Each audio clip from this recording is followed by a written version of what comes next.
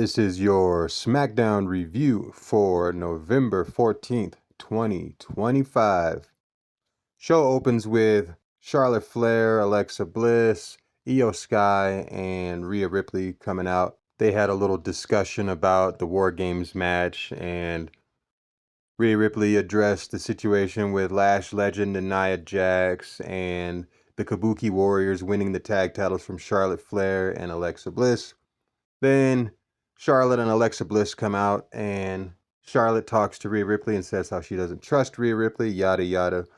Um, so Rhea Ripley wants to work together. Charlotte doesn't. She heads to the back and basically bails on everybody. And that was basically it for the opening segment. I mean, it was what it was. It just was a segment that happened to me. Like, I didn't really care for it, but it happened, and that's what they're going with. I could care less, to be honest. So, moving on. Next up was Jey Uso versus The Miz.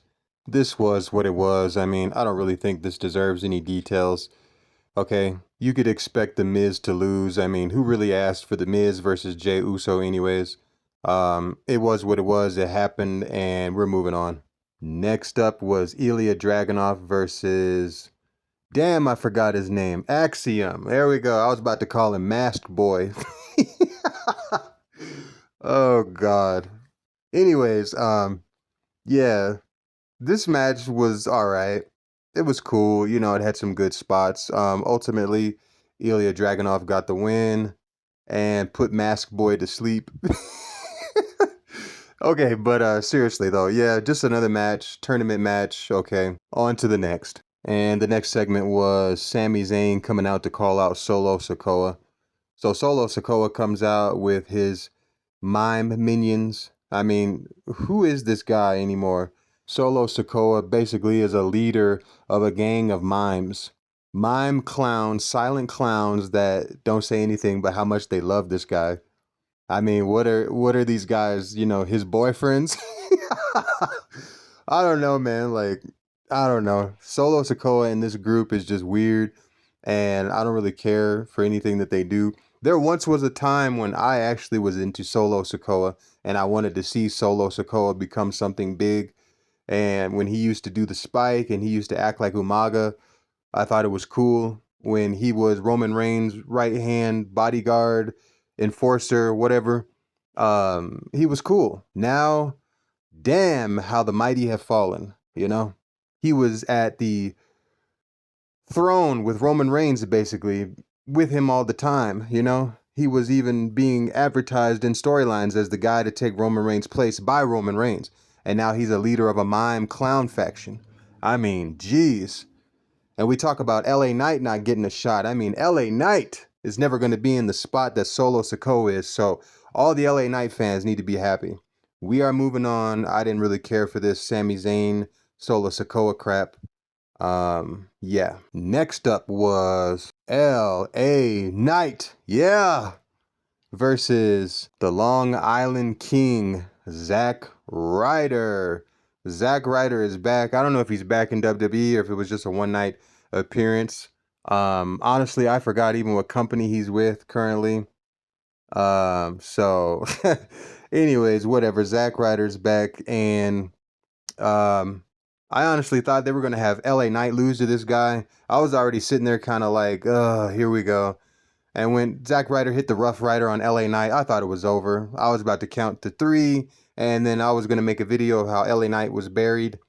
But that didn't happen. LA Knight got the clean victory, and basically he gave a look to the hard cam as if to say, "Hey, yo, son, you thought I was gonna lose?" LA Knight wins, and I'm happy, and all the LA Knight fans are happy. And on to the next. Next was Jade Cargill versus B-Fab. B-Fab got like 10 seconds worth of offense, hit like 4 drop kicks, and then just got dominated and beat the hell up and pinned clean. And then Michin came out and she got shoved down and bullied as well. And Jade Cargill got up in the camera and stunted and talked shit and basically looked like a big bully, which is what she needs to look like. This is perfect booking for Jade Cargill. And this needs to continue because it's working. And the fans were chanting one more time after she powerbombed B-Fab 2 or 3 times. That was cool. And then she hit her finisher right after that, pinned her clean.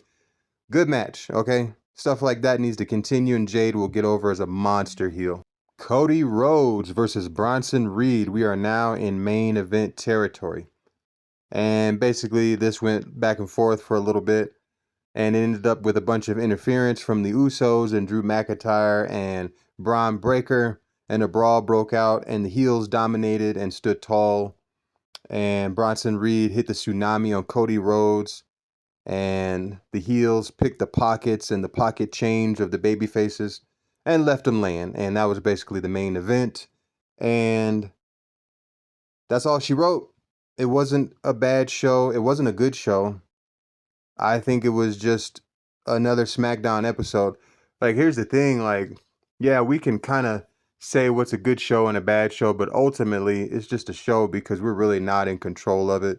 I mean, yeah, we can voice our opinion and we can cheer and we can boo those that we don't want to be there in the spot that they're in. And WWE can choose to give in to our reactions, but then they can also choose not to. They can ignore us. They've done it in the past and they've still pushed who they wanted to, and they made the revenue and the money that they wanted to from casuals and WrestleMania and all that. But at the end of the day, WWE is a machine of its own and will continue to be, especially with TKO as its corporate hand now. The corporate hand that steers the mindless ship. But anyways, it was just another show, and what we saw was what it was. And that is your SmackDown review, folks.